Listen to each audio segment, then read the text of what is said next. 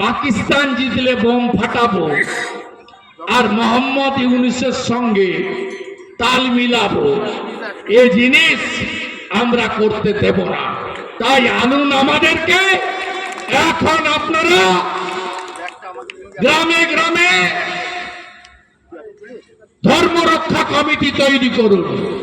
সব হিন্দু এখন মঠ মন্দির স্থাপন করুন, গীতা পাঠের অভ্যাস ফিরান, তুলসী মঞ্চ স্থাপন করুন, বাড়িতে ধর্মীয় অনুষ্ঠান করুন, একাদশী পূর্ণিমা অমাবস্যা পালন করুন, কার্তিক মাস দামোদর মাস পালন করুন, ভাগবত কথাতে যোগদান করুন, নতুন প্রজন্মকে প্রকৃত সনাতনী এবং দেশপ্রেমিক হিসেবে গড়ে তুলুন।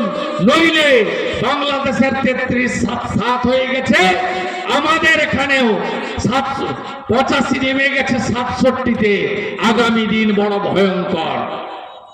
এই রাজ্যের মন্ত্রী ফিরহাদ হাকিম 3টে মারাত্মক কথা বলেছেন। এক, দাওয়াতে ইসলাম আহ্বান করেছেন সবাইকে তার ধর্ম গ্রহণ করার জন্য। ফিরহাদ হাকিম দ্বিতীয় কথা বলেছেন, আমি যে ভাষায় স্বচ্ছন্দ বোধ করি উর্দু, 50% লোক বাংলার উর্দুতে কথা বলবেন, এটা আমি চাই, সেদিন আমি খুশি হব। ফিরহাদ হাকিম বলেছেন ভারতে 17, বাংলায় 33।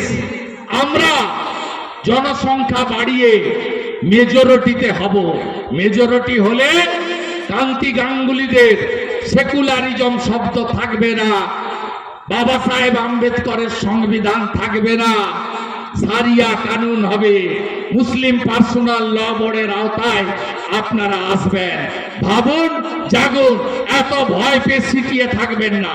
আমরা আছি, আমরা আছি, লড়াই হবে এবং কথা দিয়ে যাচ্ছি এই দক্ষিণ 24 পরগনাতে ভয়মুক্ত পরিবেশ আমরা তৈরি করব, করব, করব। শুধু ভরসা রাখুন আমাদের উপরে, দেশের প্রধানমন্ত্রীর উপরে আর সন্ত সমাজের উপরে।